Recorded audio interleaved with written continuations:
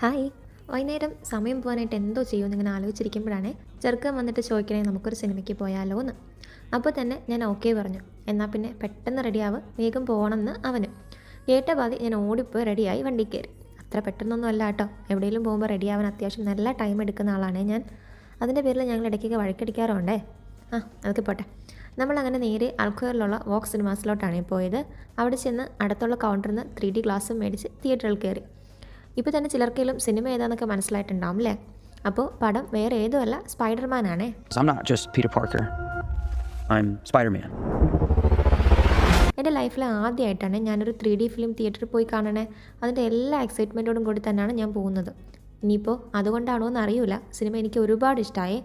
പിന്നെ ഇതെല്ലാം കഴിഞ്ഞിറങ്ങിയപ്പോൾ തന്നെ ടൈം ഒരുപാടായി. പോരാത്തിന് നല്ല വിശപ്പും.